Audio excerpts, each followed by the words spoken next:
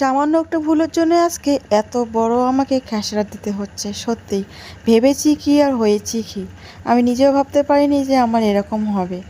মানে কি বলবো, ভিডিও করা তো আমার একটা হচ্ছে কাজ, তোমরা জানোই। যারা ভিডিও করে তাদের কিন্তু নেশা থাকে, আর ভিডিওতে যদি কোনো রকম যদি একটু গন্ডগোল হয় তার থেকে মন খারাপ। মানে আমরা যে কষ্ট করে ভিডিওটা করি একমাত্র আমরাই বুঝি কত কষ্ট। তারপরে ভিডিও এডিট করে ভিডিও দেওয়া, এটা আমাদের তো এক ধরনের কাজ। আমরা হয়তো না খেয়ে থাকতে পারি একবেলা, কিন্তু এই ভিডিওগুলো আমাদের কিন্তু মানে ভিডিও করলেই আমাদের মন শান্তি। আমার তো তাই মনে হয়, আমি যদি একবেলা না খেয়ে থাকি তবু আমার কোনো মনে কষ্ট নেই, কিন্তু যদি ভিডিও থাকে আমার মোবাইলে তাহলে আমি ভাবি না আমি শান্তি আছি। তো যাই হোক, আমি আমার ননসার বাড়িতে গিয়েছিলাম, তোমরা তো জানো, ওখানে একটা ভিডিও করেছিলাম।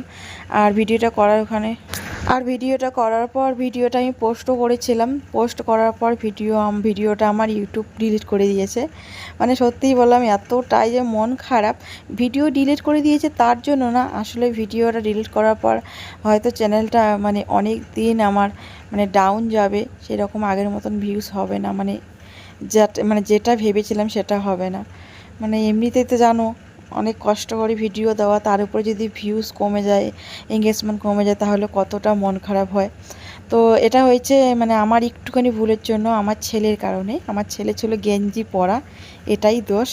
আর ভিডিওটা অত ফলো করিনি, ও শুধু পায়ের সাইডগুলো দেখা গিয়েছে, তাই কিন্তু ভিডিওটা ডিলিট করে দিয়েছে। মানে অনেক আশায় ভিডিওটা করেছিলাম, ভিডিওটা দিব, কিন্তু একবার যদি ভিডিওটা করার পর নষ্ট হয়, তারপরে সেই ভিডিও কিন্তু আপলোড করা মানে ডিলিট করে দিয়েছে। পরে সেই ভিডিও আবার আমি এডিট করছি, এডিট করে আবার ভিডিওটা আমি সন্ধ্যাবেলা আপলোড করেছি, কিন্তু চ্যানেলটা একটু আমার মানে ডাউন চলছে। আমরা কাঁঠাল খাই না, কিন্তু কাঁঠালের দেখো এই যে কাঁঠালের বীজ খাই। কাঁঠালের বীজটার জন্য আমরা কাঁঠাল পেড়ে রাখছি। কাঁঠাল পেকে গেছে, এখন দেখো কাঁঠাল দেখে বীজগুলো ছাড়িয়ে নিচ্ছি। আর এগুলো কিন্তু গরু খাবে, আর ওগুলো করছে। এদিকে আমার বাসন মাজা এখনো হয়নি। ঠিক আছে, তুমি কাঁঠালটা ছাড়ো। কাঁঠাল আমাদের পেটে হজম হয় না। আমি তো গিলতেই পারি না, আমি গিলতেই পারি না। তো গলায় আটকায়। করো তুমি। হ্যাঁ, এই যে বীজগুলো একটা একটা ছাড়া হয়, তারপরে এগুলো ছাড়াই নিয়ে ধুয়ে নিয়ে একদম রোদ্রে শুকাতে দিব, তাই না? আমি বানিয়েছি রুটি, কিন্তু ও বাজার থেকে নিয়ে আসলো হচ্ছে রুটি। আমাকে বলে না যে আমি বাজার থেকে কোনো কিছু নিয়ে আসবে, আমি অবশ্য বলি যে রুটি বানাবো। রুটি বানাচ্ছি, আর আমি দুটো দেবো তেল দিয়ে ভাবছি, তেল দিয়ে খাবো। ও বাজার থেকে রুটি নিয়ে আসলো, আজকে নিরামিষের দিনে রুটি নিয়ে আসলো। সবজিতে পেঁয়াজ রসুন থাকেই না, কী আর করবো, যেহেতু নিয়ে আসলে খাইতেই হবে। আমি খাবো না, আমি নিয়ে আমি তেল দিয়ে একটু ভেজে নিচ্ছি। তুমি খাবার খেতে ভালো পুরো খাবারটা খেয়ে আমি লাগেই রাখবো, আমার কোনো খাবার লাগবে না। এই যে একটা খাচ্ছি, এই যে দেখো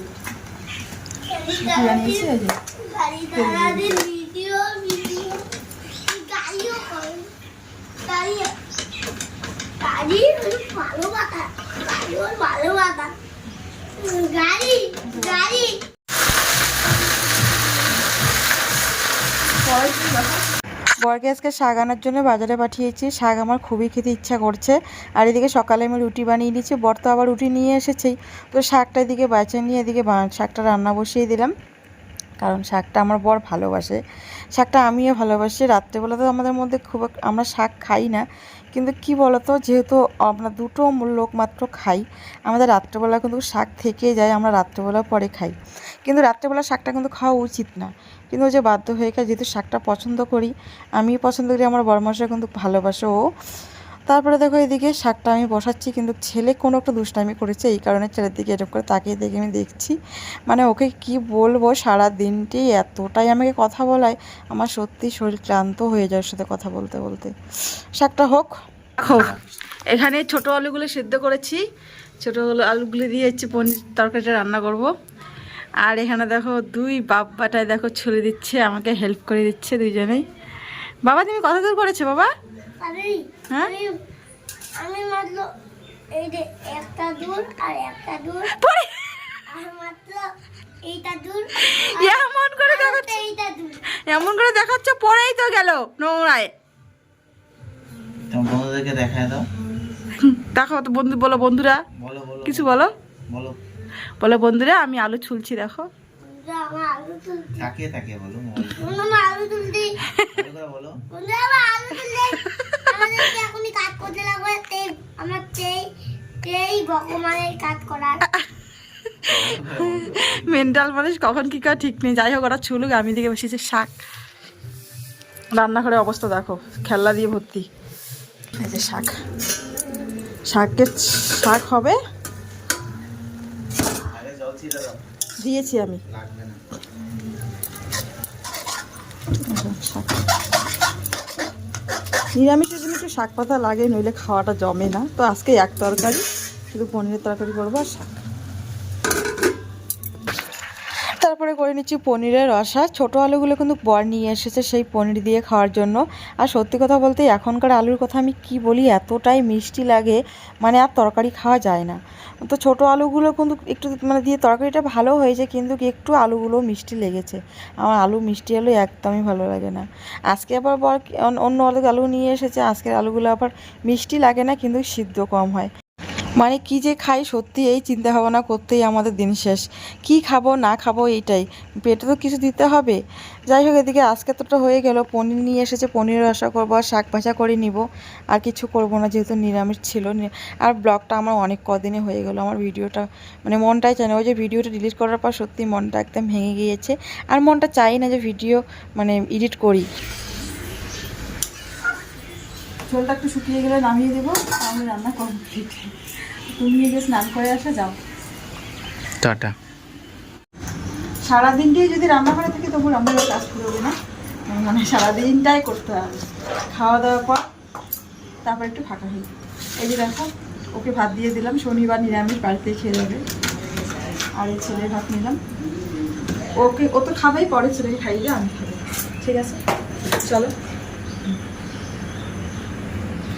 সন্ধ্যাবেলা এখন, আর আমি না রান্নাবান্না করার পর একদম মানে ভিজে যাই, পরে নাইটিটা পাল্টে নিলাম। এই নাইটিটা দেখো হচ্ছে আমার ননাস দিয়েছে, মানে নতুন নাইটি একদম দিদি পরার জন্য এনেছে। তো এনেই দেখে নাইটিটা নাকি ছোটো, তো এই জন্য দিদি দিচ্ছে। আর আমি না এরকম হাতা আবার নাইটি পরি না। যাই হোক, ঘরেই পরেছিলাম, কোথাও বেরোই নিয়ে। কালকে রাত্রেবেলা মাথায় তেল দিয়েছিলাম, মাথাটা একদম চিপসে গেছে। তো সন্ধ্যাবেলা জামা কাপড়গুলো তুলবো। সন্ধ্যা এখনও হয় নাই, হবে ভাত। শুকোয়নি দেখো, তো জামা কাপড়গুলো আবার ঘরে গিয়ে মেলে দিতে হবে। এখন তো জামা কাপড় শুকোতেই চায় না, আজকে সারাদিনে আকাশটা মেঘলা মেঘলা আবার। তো তুলে নিয়ে ঘরে মেলে দিব। একটা জামা কাপড়ও আজকে শুকোয়নি, সব ভিজে। ঘরে মেলে দিব।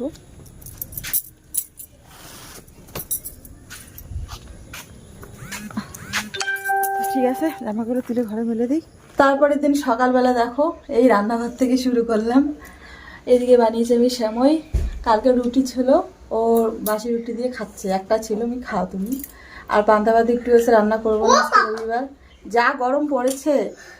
তো আজকে যাওয়ার কথা বাবার বাড়ি, রবিবার মানেই তো যেতে হয়, রুটির দিকে তাছাড়া যাইও না। ঠিক আছে, দুদিনের ব্লগ। এই যে দেখো করলাম। আর এখানে দেখো একটু পান্তা ভাত আছে, পান্তা ভাতটাও পেঁয়াজ লঙ্কা দিয়ে খেয়ে নিবে। রেডি হয়ে জামা কাপড়গুলো তুলছি, বাড়িতে যাবো। তো এগুলো কালকে জামা কাপড় অর্ধেক আছে, বেশিরভাগই শুকনো জামা কাপড়, আর ভেজাগুলো আছে ঘরে মেলে দিব। না হলে তো আবার বলে দিতে লাগতো। তো যেহেতু দেরি করে যাচ্ছি, তো আমি ঘরে মেলে দিলেই হয়ে যাবে। ঠিক আছে, রেডি হয়েছি, জামা কাপড়গুলো মেলে দিয়ে এখন যাচ্ছি, পরে দেখা হবে। কোথায় যাচ্ছ? যে গরম পড়েছে, এগুলোই পরে নিয়ে গেলাম ছেলেকে। ঠিক আছে চলো। আর আমি দেখিতে বললাম, যা গরম পড়েছে, মানে ঠিক আছে ওখানে যাই, ওখানে গিয়ে দেখা হবে। কথা বলে আর ওখানে আমাদেরকে নামিয়ে দিয়ে গাড়ি চালাবে, ওইদিকে একেবারে রাত্রেবেলা যাবে, রাস্তায় আমাদেরকে নামিয়ে দেবে। ঠিক আছে। আর দেখো বাড়িতে এসে দেখি বৃষ্টি শুরু হয়ে গেলো, বর তো আমাদেরকে নামিয়ে দিয়ে গেছে। আর এদিকে দেখো এসে দেখি বাবা ভাই বোনরা সবাই একসঙ্গে খেতে বসেছে। আর এদিকে কিন্তু বৃষ্টি হচ্ছে, বৃষ্টিটা খুব দরকার ছিল, কারণ সকাল থেকে এতটাই গরম পড়েছে। মানে বৃষ্টিটা হয়ে সত্যিই একটু ঠান্ডা হয়েছে, স্বস্তি মানে হয়েছে। গরম জানো তো, গরম হলে একটু বৃষ্টি আমাদের দরকার। তখন তো তারপরে কিন্তু আমি খেতে বসবো, আমি আর মা একসাথেই খেতে বসবো, যেহেতু রান্নাঘরে অনেকটাই মানে ভিড় একটু আগে তো দেখালামই, বোন ভাই তারপরে আমার ছেলে, আমার বোনের মেয়ে, বাবা সবাই ওখানে খেতে বসেছে। তাই ভাবলাম যে আমি পরেই খাই, আর আমি কিন্তু পরেই খাই, বাবা বাড়ি আসলে মা আর আমি একসাথে খাই, ওরা আগেই খেয়ে নেয়। আমার ছেলে নাকি পা ব্যথা করছে, ওর মাই আবার পাটা টিপে দিচ্ছে। তারপরে দেখো খেতে বসেছি আমি, মা আর আমি একসাথে কিন্তু খেতে বসেছি। আর সত্যি কথা বলতে আমার না মায়ের সাথে খেতে ভালোই লাগে একসাথে বাবার বাড়িতে আসলে। অন্যদিন তো বাড়িতে একা একা খাই, সবসময় তো বর থাকে না, আর মিলেমিশে খাওয়ার কিন্তু সত্যি একটা মানে মজাটাই আলাদা। আর আজকে রান্না করেছে হচ্ছে মাছের ঝোল, আর কিন্তু মাছের ডিমের বড়া, একটা ভাজা করেছে, আর কিন্তু ছ্যাঁকা রান্না করেছে। তো আমাদের কিন্তু কোচবিহার ডিস্ট্রিক্টে ছ্যাঁকার নামটা খুব নামডাক, মানে ছ্যাঁকা আমরা খুব ভালোবাসি খেতে। আর ছ্যাঁকার মধ্যে কিন্তু কোনো খারাপ জিনিসও দেওয়া থাকে না, শুধু সোডা দেওয়া থাকে আর লঙ্কা দেওয়া থাকে, তা দিলে কিন্তু ছ্যাঁকা হয়ে যায়, খেতে খুব টেস্ট লাগে, আমরা তো ভালোবাসি খেতে। তো বন্ধুরা আজকে ব্লগটা এই পর্যন্ত, দেখা হবে আবার নতুন কোনো ব্লগে। টাটা।